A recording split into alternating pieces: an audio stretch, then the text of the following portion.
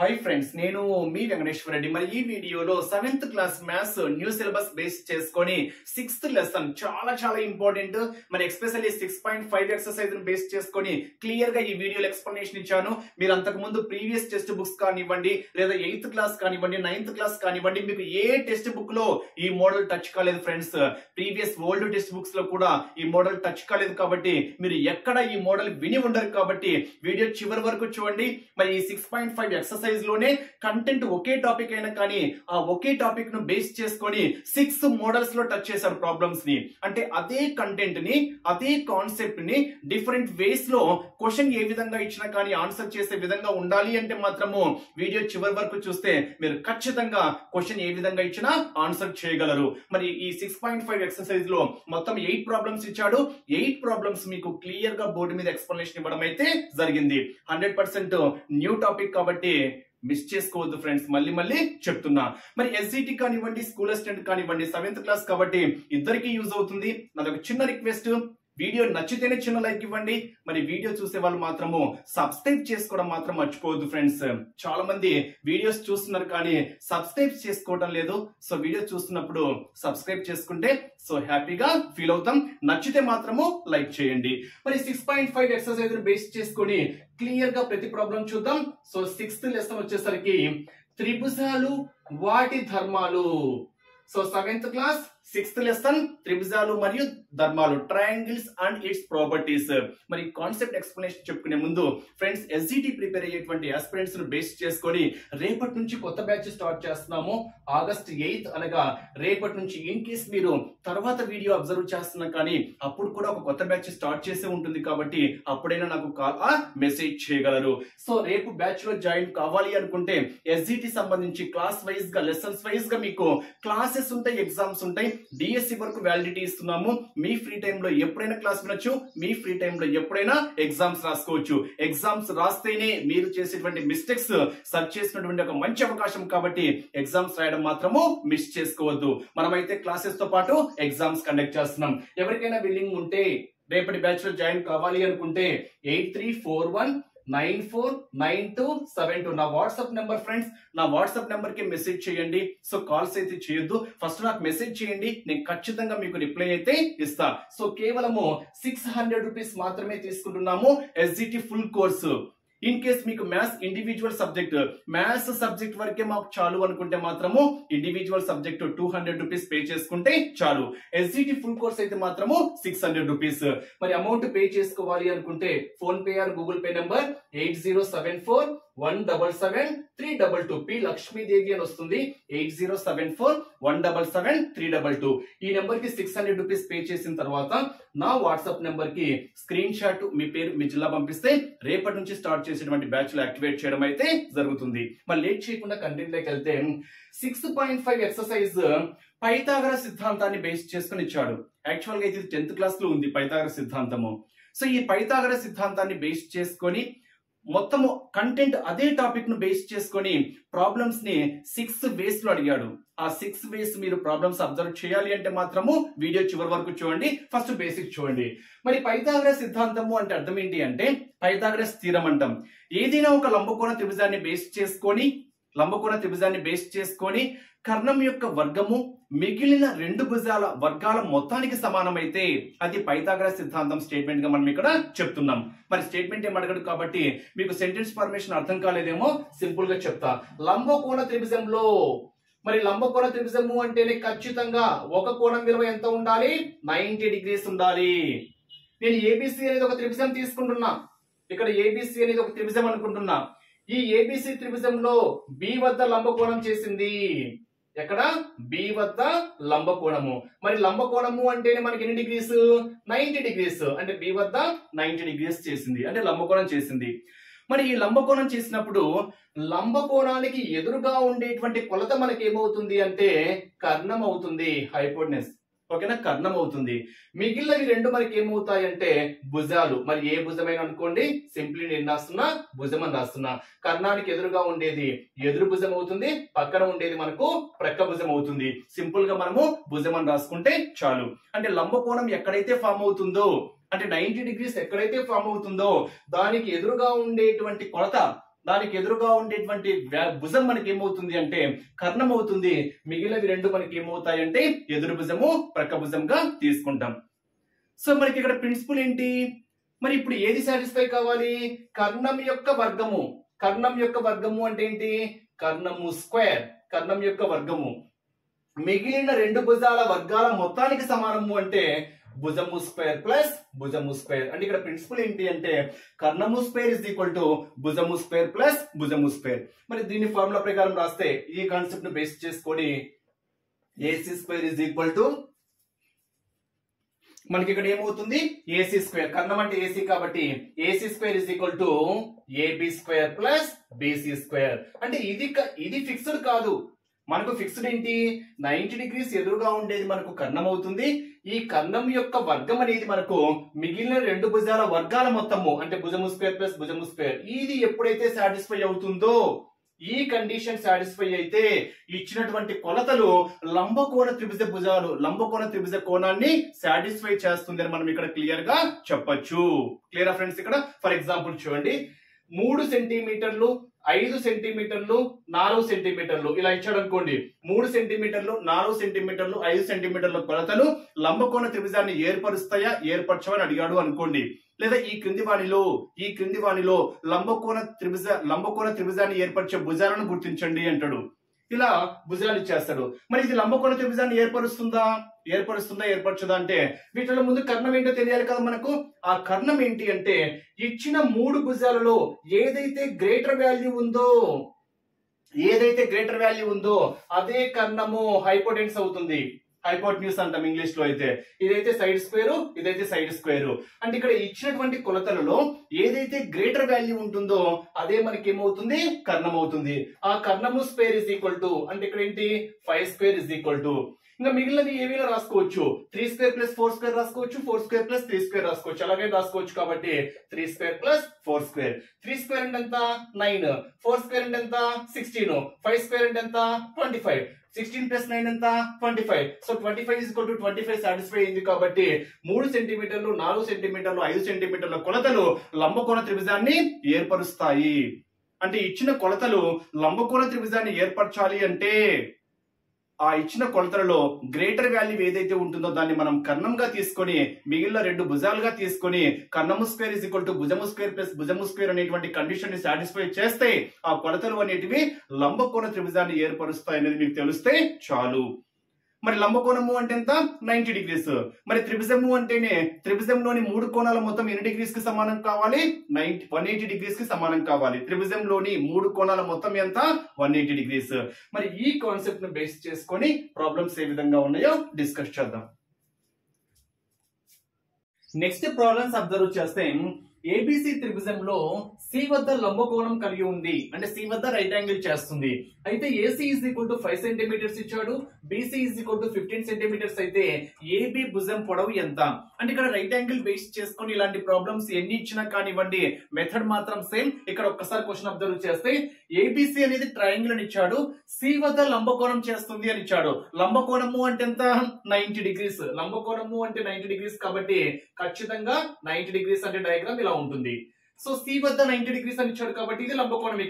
ఇక్కడ ఇది 90 డిగ్రీస్ కాబట్టి ఇది మనకి ఏమవుతుంది అంటే సి అవుతుంది. అంటే సి వద్ద 90 డిగ్రీస్ చేస్తుంది.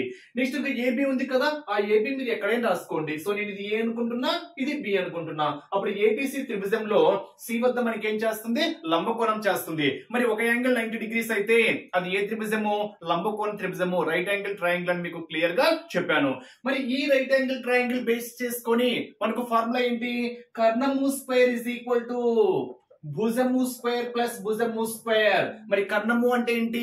రైట్ యాంగిల్ ఎక్కడైతే ఫామ్ అయింటుందో, లంబకోణం ఎక్కడైతే ఫామ్ అయింటుందో దానికి ఎదురుగా ఉన్న భుజం మనకి ఏమవుతుంది అంటే కర్ణం అవుతుంది. సో ఇది 90 డిగ్రీస్ కదా. సో దీనికి ఎదురుగా ఉన్నటువంటి భుజం మనకి ఏమవుతుంది?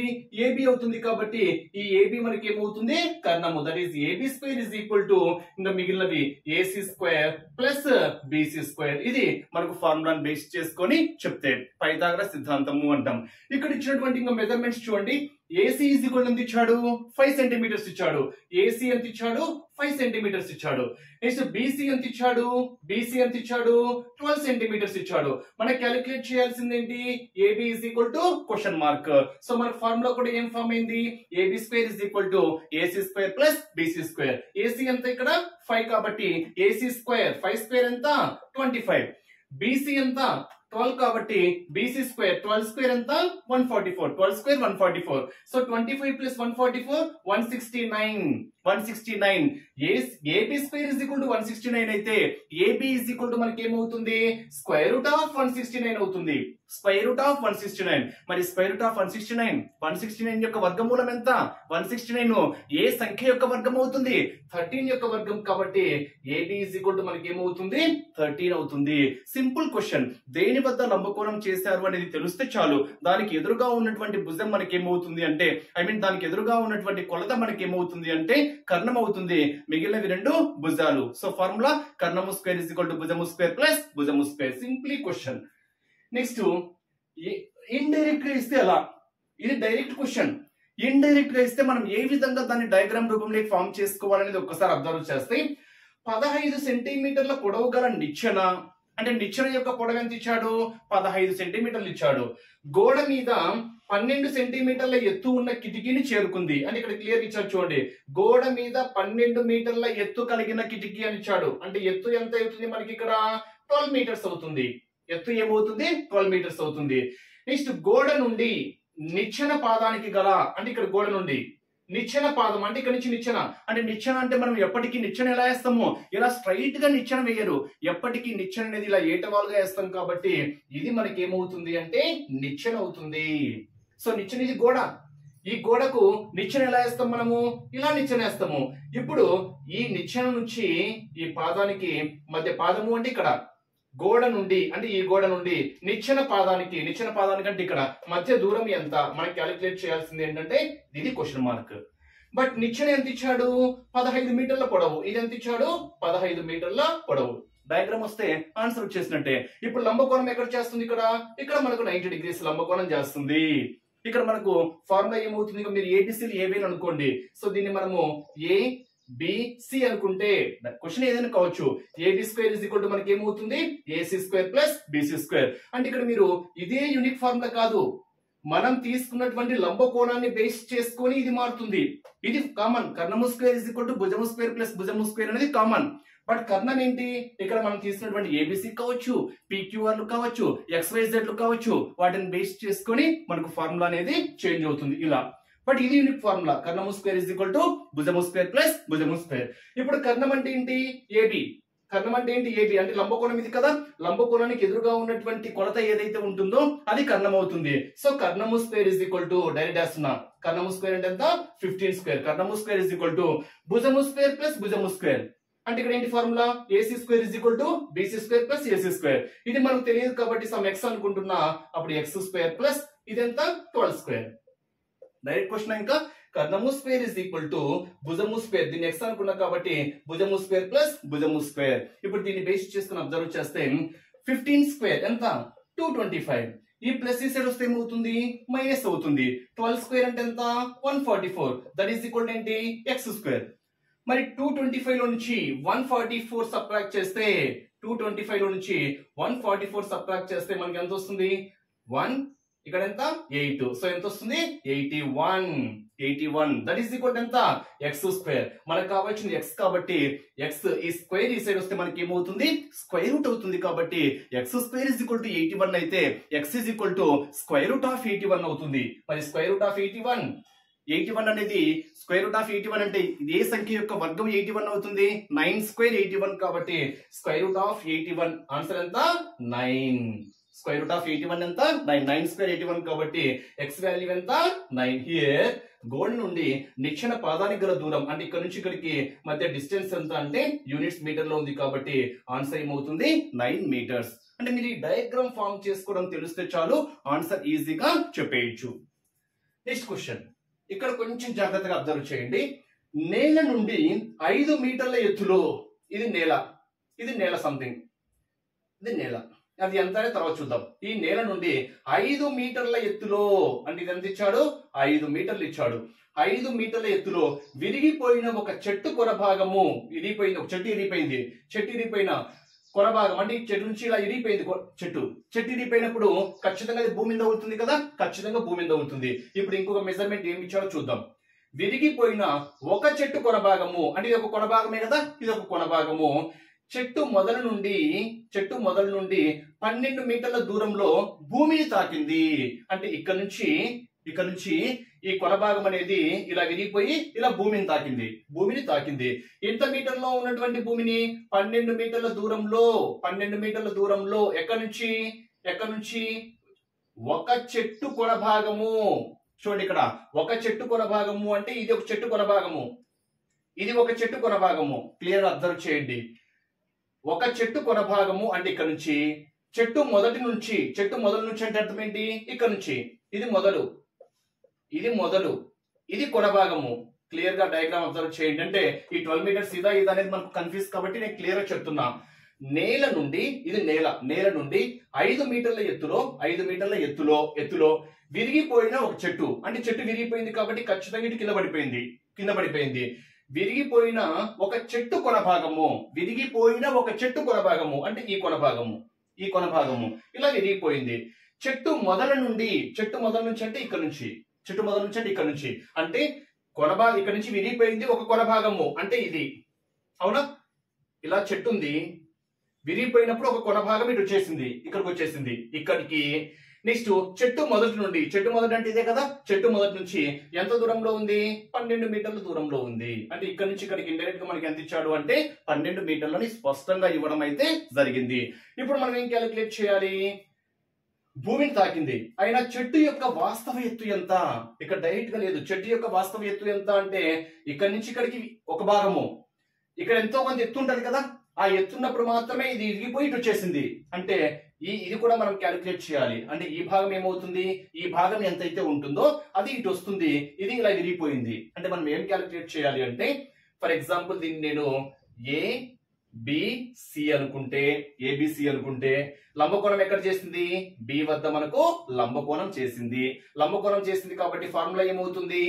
AC square is equal to, ఈ క్వశ్చన్ బేస్ చేసుకొని AC square is equal to AB square plus BC square. But మనం క్యాలిక్యులేట్ చేయాల్సింది ఏంటి? ఇక్కడ నుంచి అంటే ఇక్కడ ఏమడిగాడు? ఆ చెట్టు యొక్క వాస్తవ ఎత్తు ఎంత అని అడిగాడు. వాస్తవ ఎత్తు అంటే అర్థం ఏంటి? ఇరిగిపోక ముందు చెట్టు యొక్క ఎత్తు ఎంత అంటే ఇక్కడ నుంచి ఇక్కడికి ఉంటుంది, బీసీ ఉంటుంది, ఇక్కడ నుంచి ఇక్కడికి బీసీ ఉంటుంది. నెక్స్ట్ ఇక్కడ చెట్టు హైట్ లో ఉంటుంది కదా, ఆ హైట్ ఏంటి? ఏసీనే కదా, ఇరిగిపోయిన కొమ్మ ఇదే కాబట్టి ఈ ఏసీ ఇలా ఉన్నప్పుడు ఇక్కడ ఎంత అయితే ఉంటుందో అది ఇలా అక్కడ ఉంటుంది, అది ఇలా ఇరిగిపోయి ఇలా పడింది అన్నప్పుడు మనం ఏం క్యాలిక్యులేట్ చేయాలి? ఏసీ కూడా క్యాలిక్యులేట్ చేయాలి. అంటే మనం క్యాలిక్యులేట్ చేయాల్సినటువంటి చెట్టు యొక్క వాస్తవ ఎత్తు అంటే బీసీ ప్లస్ ఏసీ క్యాలిక్యులేట్ చేయాలి. మళ్ళీ ఒక్కసారి రికలెక్ట్ చేస్తున్నా, ఎందుకంటే క్వశ్చన్ అర్థం చేసుకోవడంలో చాలా ఈజీగా ఆన్సర్ వస్తుంది. నేల నుండి 5 మీటర్ల ఎత్తులో విరిగిపోయిన ఒక చెట్టు కొన భాగం అనేది చెట్టు మొదటి భాగం నుండి, ఇదే చెట్టు మొదటి భాగం నుండి అంటే విరిగిపోయిన ఒక కొన భాగం నుండి చెట్టు మొదటి నుంచి ఎంత దూరంలో ఉంది? 12 మీటర్ల దూరంలో ఉంది అని ఇచ్చాడు. అయితే చెట్టు యొక్క వాస్తవ ఎత్తు ఎంత? వాస్తవ ఎత్తు అంటే అర్థం ఏంటి? ఇరిగిపోక ముందు ఎంత? ఇరిగిపోక ముందు అంటే చెట్టు ఇలా ఎత్తుంది. ఇప్పుడు ఏమైంది? 5 మీటర్ల ఎత్తు నుంచి ఇరిగిపోయింది. 5 మీటర్ల ఎత్తుంది, తర్వాత ఏమైంది? విరిగిపోయింది.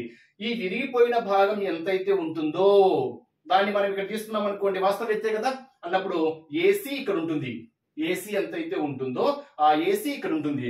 బట్ మనం మొత్తం ఎత్తు క్యాలిక్యులేట్ చేయాలి కాబట్టి బీసీ ప్లస్ ఏసీ క్యాలిక్యులేట్ చేసాం అనుకోండి, మనకు వాస్తవ ఎత్తు ఎంతనో తెలుస్తుంది. ఇప్పుడు ఏసీ క్యాలిక్యులేట్ చేద్దాం. కర్ణము స్క్వేర్ ఇజ్ ఈక్వల్ టు భుజము స్క్వేర్ ప్లస్ భుజము స్క్వేర్ అంటే AC square is equal to AB square. AB ఎంత? 12 స్క్వేర్ ఎంత? 144 ప్లస్ బీసీ ఎంత? 5 స్క్వేర్ ఎంత?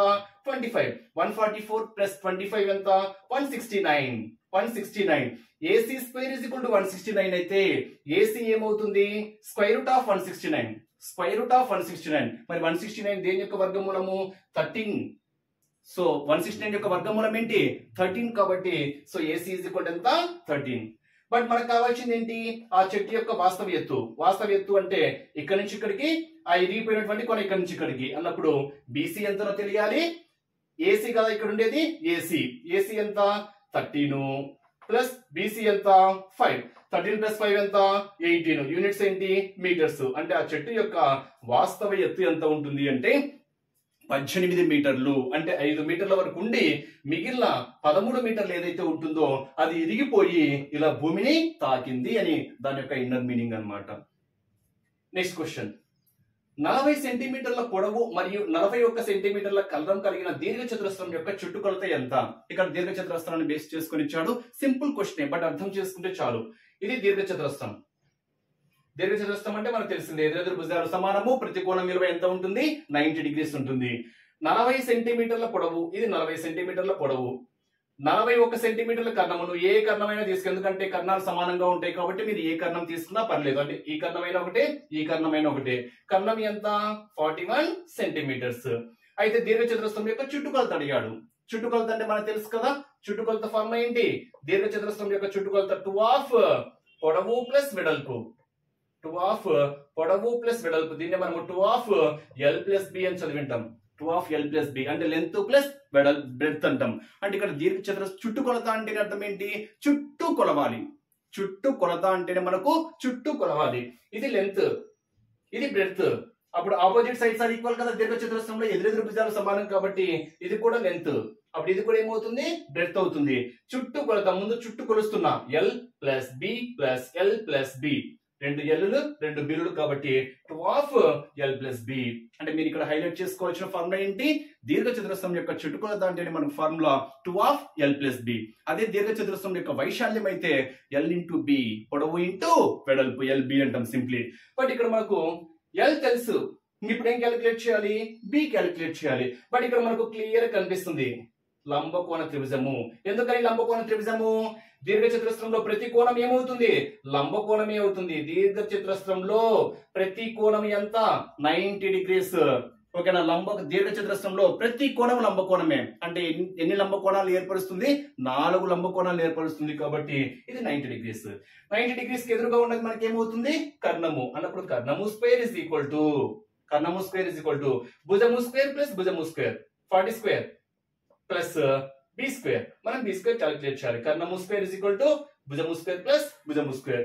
41 స్క్వేర్ మనకు తెలిసిందే. 41 స్క్వేర్ ఎంత 1681 ప్లస్ ఈ ప్లస్ ఈ సైడ్ వస్తే ఏమవుతుంది మైనస్, ఈ ప్లస్ 4 స్క్వేర్ 40 స్క్వేర్ సైడ్ వస్తే ఏమవుతుంది మైనస్ 40 స్క్వేర్. 40 స్క్వేర్ 4 4 16 పక్కన 2 zeros, that is equal to ఏంటి b square. That is equal to 1681 నుంచి 1600 తీసేస్తే ఎంత 81. B square is equal to 81 అయితే బి ఇస్ ఈక్వల్ టు మనకి ఏమవుతుంది square root of 81. Square root of 81 is nothing but 9. అంటే దీన్ని బేస్ చేసుకొని బ్రెడ్త్ ఎంత వచ్చింది ఫ్రెండ్స్, ఇక్కడ 9 వచ్చింది. బట్ మనం క్యాలిక్యులేట్ చేయాల్సింది ఏంటి, చుట్టుకొలత. చుట్టుకొలత అంటే ఫార్ములా ఏంటి 2 of L plus B. 2 of L ఎంత 40, బి ఎంత 9. 40 ప్లస్ 9 49. 49 2 98. యూనిట్స్ ఏంటి సెంటీమీటర్స్.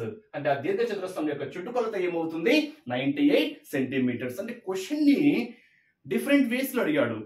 కంటెంట్ ఒకటి చూడండి, ఇక్కడ దీర్ఘచతురస్రమే, ఇక్కడ దీర్ఘచతురస్రమే, ఇక్కడ దీర్ఘచతురస్రమే. బట్ అదే కాన్సెప్ట్ ని డిఫరెంట్ వేస్ లో అడిగినప్పుడు మనము ఆన్సర్ ఏ విధంగా చేయాలనేది ప్రాబ్లమ్స్ ఇంకా ఉన్నాయి, ఒకసారి చూద్దాం. నెక్స్ట్ క్వశ్చన్ అబ్జర్వ్ చేస్తే త్రిభుజం ABC లో సి వద్ద లంబకోణం కలిగి ఉంది. సో లంబకోణం అంటే 90 డిగ్రీస్ మనకు తెలిసిందే. సో 90 డిగ్రీస్ కాబట్టి ఖచ్చితంగా లంబకోణ త్రిభుజము ఎక్కడ సి వద్ద. ఇది మనకి ఏమవుతుంది సి అవుతుంది. సో త్రిభుజం ABC అని ఇచ్చాడు కాబట్టి మిగిలినవి రెండు మనకి ఏమవుతాయి ABC. అంటే ABC త్రిభుజంలో సి వద్ద లంబకోణం చేసింది. అప్పుడు ఇది మనకి ఏమవుతుంది కర్ణం అవుతుంది, మనకు తెలిసిన విషయమే. సో ఇక్కడ కొలతలు అబ్జర్వ్ చేస్తే AC ఎంత ఇచ్చాడు 7 సెంటీమీటర్స్ ఇచ్చాడు. నెక్స్ట్ AB ఎంత ఇచ్చాడు 25 సెంటీమీటర్స్ ఇచ్చాడు. ఏం క్యాలిక్యులేట్ చేయాలి BC పొడవు మనకి క్యాలిక్యులేట్ చేయాలి. మరి పైథాగరస్ సిద్ధాంతం ప్రకారం లంబకోణ త్రిభుజాన్ని బేస్ చేసుకుని ఫార్ములా ఏంటి, కర్ణము స్క్వేర్ ఇస్ ఈక్వల్ టు భుజము స్క్వేర్ ప్లస్ భుజము స్క్వేర్. అంటే మనకి ఏమవుతుంది కర్ణం ఎంత 25. So 25 square is equal to భుజము square, that is 7 square plus BC square. Direct question, కర్ణము స్క్వేర్ ఇస్ ఈక్వల్ టు భుజము స్క్వేర్ ప్లస్ భుజము స్క్వేర్. మరి 25 స్క్వేర్ అంటే ఎంత 625. ఈ ప్లస్ సైడ్ ఈ సైడ్ వస్తే మైనస్ అవుతుంది, minus 7 square 49 that is equal to మనకి ఏమవుతుంది బీసీ స్క్వేర్. మరి దాని నుంచి బీసీ కనుక్కోవచ్చా? ఎస్, మీరే ఆన్సర్ చేయండి. ఓకే, నేను చేస్తున్నా. 625 నుంచి 49 సబ్ట్రాక్ట్ చేస్తే 625 లో నుంచి 49 సబ్ట్రాక్ట్ చేస్తే అంతా ఇక్కడ ఒక 6 వస్తుంది, ఇక్కడ ఒక 7 వస్తుంది, నెక్స్ట్ 5 వస్తుంది. సో 576. మరి 576 అంటేనే 24 స్క్వేర్. సో 24 స్క్వేర్ ఎంత? 529 576. 24 స్క్వేర్ స్క్వేర్స్ రావాలి. 4 4 16 1 ఉంటుంది, 4 2 8 9 దట్ ఈస్ 48 6 7 1 576. సో 576 అంటేనే 24 స్క్వేర్ కాబట్టి BC square is equal to 576 అయితే బీసీ ఇస్ ఈక్వల్ టు మనకి ఏమవుతుంది స్క్వేర్ రూట్ ఆఫ్ 576 అవుతుంది. Square root of 576 is nothing but 24. Here BC value ఎంత? 24. యూనిట్స్ సెంటీమీటర్స్ లో ఉన్నాయి కాబట్టి 24 సెంటీమీటర్స్. స్క్వేర్స్ కూడా పర్ఫెక్ట్ గా వస్తే అసలు without using pen and paper, pen paper use చేయాల్సిన అవసరం కూడా లేదు. Next indirect question. ఒక్కసారి ఇండైరెక్ట్ క్వశ్చన్స్ మనకు చాలా ఇంపార్టెంట్. రాంబస్ యొక్క కర్ణాల కొలతలు 16 సెంటీమీటర్స్ మరియు 30 సెంటీమీటర్స్ అయితే ఆ రాంబస్ యొక్క చుట్టు కొలత ఎంత అని ఇచ్చాడు. రాంబస్ అంటేనే మీకు ప్రాపర్టీస్ తెలియాలి. ఇది రాంబస్, ఇది రాంబస్, ఓకేనా. ఇది చతురస్రము, చతురస్రాలన్నీ రాంబస్లే, రాంబస్లన్నీ చతురస్రాలు కాదు. హైలైట్ చేసుకోవాలంటే ప్రాపర్టీస్ మీకు క్లియర్ గా 8th క్లాస్ లో వచ్చాయి, ఇక్కడ క్లియర్ గా చెప్పాను. ఫర్ ఎగ్జాంపుల్ ఏబిసిడి అనేది ఒక రాంబస్ అనుకుంటే కర్ణాలు మనకి ఏమవుతాయి? ఏసీ ఒక కర్ణం అవుతుంది, బిడి కూడా మనకు ఒక కర్ణం అవుతుంది. అంటే ఇక్కడ మీకు ప్రతిదీ ఏమవుతుంది? ఇక్కడ 90 డిగ్రీస్ తెలిసిందే కదా, ఓకేనా. ఇక్కడ కర్ణాల పరంగా మనకు సమద్విఖండన చేసుకుంటాయి, అది కూడా 90 డిగ్రీస్ తో. అప్పుడు మనకు ఇక్కడ బి నుంచి డి ఓ వద్ద సమద్విఖండన చేస్తున్నది అనుకోండి, బిఓ ఎంతైతే ఉంటుందో ఓడి కూడా అంతే ఉంటుంది. అంటే ఈ రెండు సమానము. బిఓ ఎంతైతే ఉంటుందో ఓడి కూడా అంతే ఉంటుంది.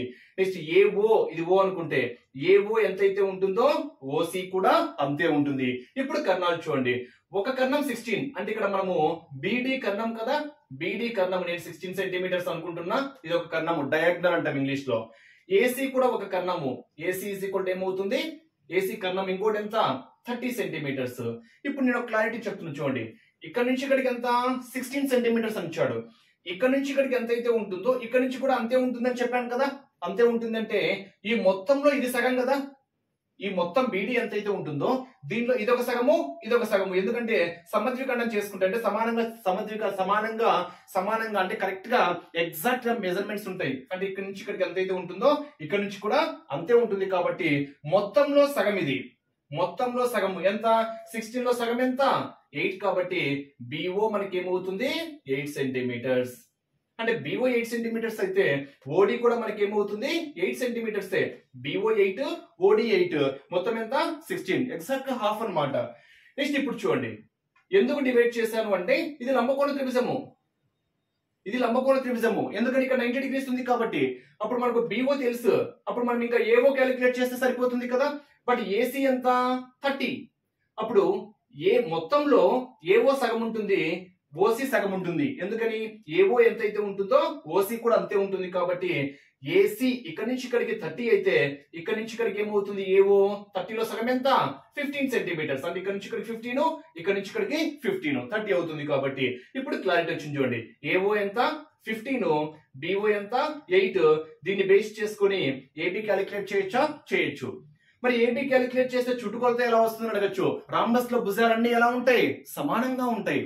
రాంబస్ లో భుజాలన్నీ ఎలా ఉంటాయి? సమానంగా ఉంటాయి. కాబట్టి రాంబస్ యొక్క చుట్టుకొలత అంటేనే మనకు 4 ఇంటూ భుజము.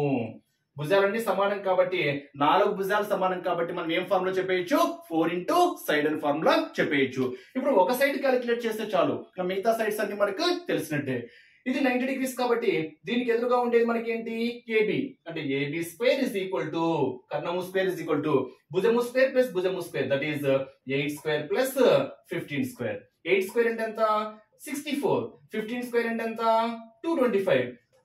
225 ప్లస్ 16, 225 ప్లస్ 64, 9, 8, 2, 289. దేని యొక్క స్క్వేర్? 289. దేని యొక్క square? 17 17 square. 17 into 17 count check చేయాలంటే 17 ఏళ్ళు 119, 17 1 17, 289 వచ్చిందా? అంటే ఇక్కడ మనకు స్క్వేర్ రూట్ ఆఫ్ 289 దేనికి? 17 కాబట్టి ఏబి ఈజ్ ఈక్వల్ టు మనకి ఎంత 17. ఏబి ఈజ్ ఈక్వల్ టు ఎంత 17. మరి ఇది 17 అయితే ఆటోమేటిక్ గా మిగిలినవన్నీ కూడా మనకి ఏమవుతాయి 17 అవుతాయి. So 4 into 17. ఎందుకని రాంబస్ యొక్క చుట్టుకొలత అంటే మనకు ఫార్ములా 4 into సైడ్. మనం క్యాలిక్యులేట్ చేయాల్సింది చుట్టుకొలత కాబట్టి 4 into సైడ్. ఒక సైడ్ 17 అయితే మిగతా ఆటోమేటిక్ అన్ని సైడ్స్ ఈక్వల్ కాబట్టి మిగతావి కూడా 17. సో 7 4 28, 15 4 68, 15 4 68. యూనిట్స్ ఏంటి సెంటీమీటర్స్ కాబట్టి ఆ రాంబస్ యొక్క చుట్టుకొలత మనకి ఏమవుతుంది అంటే 68 సెంటీమీటర్స్. అంటే ఇక్కడ మీకు ఒక ప్రిన్సిపల్ తెలియాలి. రాంబస్ ను బేస్ చేసుకొని కర్ణాలు సమద్విఖండన చేసుకుంటాయి, మనకు అక్కడ లంబ కోణాలను ఏర్పరుస్తాయి. ఇక్కడ కూడా ఎన్ని లంబ కోణాలను అంటే 4 లంబ కోణాలను ఏర్పరుస్తాయి అనేది మీకు ప్రిన్సిపల్ తెలిస్తే చాలు. ఇక్కడ 2 ఇండైరెక్ట్ క్వశ్చన్ ఇచ్చాడు చూడండి. ఎగ్జామ్ పాయింట్ ఆఫ్ వ్యూ ఇలాగే అడుగుతాడు, ఇంకొక ఆప్షన్ కూడా యాడ్ చేస్తాడు, ఇలాగే అడుగుతాడు. బట్ ఒక్కసారి మనం క్వశ్చన్ అబ్జర్వ్ చేస్తే క్రింది వాణిలో ఏవి లంబకోణ త్రిభుజ భుజాలు కాదు అంటున్నాడు. లంబకోణ త్రిభుజ భుజాలు కాదు అని ఏంటి అని అడుగుతున్నాడు. లంబకోణ త్రిభుజ భుజాలు అంటే మీకు ప్రిన్సిపల్ క్లారిటీగా చెప్పాను. కర్ణము ఎప్పటికీ మిగిలిన 2 భుజాల కన్నా పెద్దగా ఉంటుంది. ఓకేనా, కర్ణం ఎప్పటికీ గ్రేటర్ వాల్యూవే. మిగిలిన 2 సైడ్స్ బేస్ చేసుకుని అబ్జర్వ్ చేస్తే కర్ణం ఎప్పటికీ గ్రేటర్ వాల్యూ. అంటే ఇచ్చిన 3 భుజాలలో, ఇచ్చిన 3 కొలతలలో ఏదైతే పెద్ద కొలత గ్రేటర్ వాల్యూ ఏదైతే ఉంటుందో అది మనకి ఏమవుతుంది కర్ణం అవుతుంది, మిగిలినవి 2 భుజాలు అవుతాయి. మరి ఇచ్చిన వాటిలో పెద్దదేంటి 6.5 కదా, 6.5 కాబట్టి ఇది కర్ణము. సో కర్ణము స్క్వేర్ ఇస్ ఈక్వల్ టు ఇంకా మిగిలిన భుజము స్క్వేర్ ప్లస్ భుజము స్క్వేర్. ఈ 2 మ్యాచ్ అయింది అనుకోండి, ఖచ్చితంగా లంబకోణ త్రిభుజాన్ని ఏర్పరుస్తుంది. నెక్స్ట్ ఇక్కడ గ్రేటర్ వాల్యూ ఏంది 5 కాబట్టి 5 అనేది మనకి ఏమవుతుంది కర్ణము. గ్రేటర్ వాల్యూ మనకి కర్ణం అవుతుంది, మిగిలినవి 2 భుజాలు. గ్రేటర్ వాల్యూ 5 కాబట్టి 5 స్క్వేర్ ఇస్ ఈక్వల్ టు మిగిలినవి 2 ఏమవుతాయి 2 స్క్వేర్ ప్లస్ 2 స్క్వేర్. ఇక్కడ గ్రేటర్ వాల్యూ ఎంత 2.5. కర్ణము స్క్వేర్ ఇస్ ఈక్వల్ టు భుజము స్క్వేర్ ప్లస్ భుజము స్క్వేర్. ఒక్కసారి చెక్ చేద్దామా. 5 స్క్వేర్ ఎంత 25, 2 square 4, 2 square 4, 4 plus 4 8, 8 is equal to 25 అవుతుందా కాదు. అంటే ఇది లంబకోణ త్రిభుజాన్ని ఏర్పరచదు. అంటే కర్ణము స్క్వేర్ ఇజ్ ఈక్వల్ టు భుజము స్క్వేర్ ప్లస్ భుజము స్క్వేర్ అనేటువంటి కండిషన్ ను సాటిస్ఫై చేయదు. సాటిస్ఫై చేయదు కాబట్టి ఇది లంబకోణ త్రిభుజం అయితే కాదు. నెక్స్ట్ ఇది 25 స్క్వేర్ ఎంత 6.25. 25 స్క్వేర్ 625, 2 ప్లేసెస్ తర్వాత పాయింట్. 15 స్క్వేర్ ఎంత 225, 2 పాయింట్స్ తర్వాత పాయింట్ కాబట్టి 2.25 ప్లస్ 2 స్క్వేర్ అంటే ఎంత 4, 2.25 plus 4, 4 plus 2 6, 6.25, 6.25 is equal to 6.25 సమానమైంది కాబట్టి ఆప్షన్ సి అనేది ఖచ్చితంగా లంబకోణాన్ని ఏర్పరుస్తుంది. నెక్స్ట్ ఫస్ట్ ది 6.5 స్క్వేర్ ఎంత వస్తుంది 65 square 5 5 25 7 42 42.25 is equal to 2.5 whole square, that is 6.25 plus 6 square 36, 36 plus 6 42, 42.25 సరిపోయింది కదా. సరిపోయింది కాబట్టి ఇక్కడ 1 కూడా మనకు లంబకోణ త్రిభుజాన్ని ఏర్పరుస్తుంది. అంటే కర్ణము స్క్వేర్ ఇస్ ఈక్వల్ టు భుజము స్క్వేర్ ప్లస్ భుజము స్క్వేర్ అనేటువంటి కండిషన్ ని ఆప్షన్ ఏ సాటిస్ఫై చేస్తుంది, ఆప్షన్ బి కూడా సాటిస్ఫై చేస్తుంది. కాబట్టి ఇక్కడ ఏ భుజాలు లంబకోణ త్రిభుజాన్ని ఏర్పరుస్తాయి అంటే ఏ మరియు సిలు ఆన్సర్, ఏ మరియు సిలు. నెక్స్ట్ PQR యొక్క కోణాలు Q మరియు R లు వరుసగా 25 డిగ్రీస్ మరియు 65. అంటే Q ఇచ్చాడు, R ఇచ్చాడు. Q ఎంత ఇచ్చాడు 25 డిగ్రీస్ ఇచ్చాడు. R ఎంత ఇచ్చాడు 65 డిగ్రీస్ ఇచ్చాడు. సో PQ1 త్రిభుజంలోని 3 కోణాల మొత్తం ఎంత 180. త్రిభుజంలోని 3 కోణాల మొత్తం ఎంత 180. ముందు ఈ 2 కోణాల మొత్తం ఎంత 90. ఈ 2 కోణాల మొత్తం 90 అయితే మిగిలిన కోణం ఏంటి P. ఆ P ఎంత అవుతుంది ఖచ్చితంగా 90 అవుతుంది. ఎందుకని ఆ త్రిభుజంలో 3 కోణాల మొత్తం ఎంత ఉండాలి 180. ఏదైనా ఒక త్రిభుజం తీసుకుంటే ఆ త్రిభుజంలో 3 కోణాల మొత్తం ఎంత అంటే 180 కాబట్టి 2 కోణాల మొత్తం 90 అయితే మిగిలిన 3వ కోణం మనకి ఏమవుతుంది 90 అవుతుంది. 180 మైనస్ 90 దట్ ఈస్ 90. సో ఒక కోణం 90 డిగ్రీస్ అయింది కాబట్టి ఖచ్చితంగా అది ఏ త్రిభుజం ఏర్పరుస్తుంది లంబకోణ త్రిభుజము. ఇది లంబకోణ త్రిభుజము. లంబకోణం కూడా 90 ఎక్కడ ఉంది P దగ్గర ఉంది కాబట్టి ఇది లంబకోణము, P వద్ద లంబకోణము. నెక్స్ట్ PQR అని ఇచ్చాడు కాబట్టి మిగిలినవి 2 QR. మీరు ఏమైనా వేసుకోండి. ఒకటేమో 25, Q ఎంత 25 ఏదైనా రాసుకోండి. R ఎంత 65 లేదా ఇది Q అని పెట్టుకోండి, ఇది R అని పెట్టుకోండి. ఏది పెట్టుకున్నా ఒకటే ఫ్రెండ్స్. అప్పుడు ఇది 25 అవుతుంది, ఇది 65 అవుతుంది. మనకి ప్రిన్సిపల్ కావాలి కాబట్టి అంతే. 25 ప్లస్ 65 ప్లస్ 25 90, ఇది ఒక 90 180. త్రిభుజంలోని 3 కోణాలు మొత్తము 180. ఇప్పుడు కర్ణం ఏంటి? 90 డిగ్రీస్ ఎదురుగా ఉండేది ఏంటి? RQ అంటే RQ square is equal to, అంతే కదా, కర్ణము స్క్వేర్ ఇస్ ఈక్వల్ టు అంటే RQ లేదా QR ఏదైనా కావచ్చు. RQ లేదా QR ఎలాగైనా రాసుకోవచ్చు.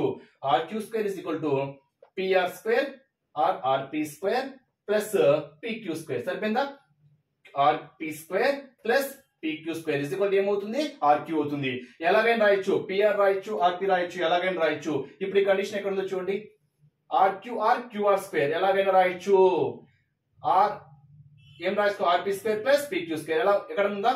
RQ లేదా QR square is equal to RP square plus PQ square.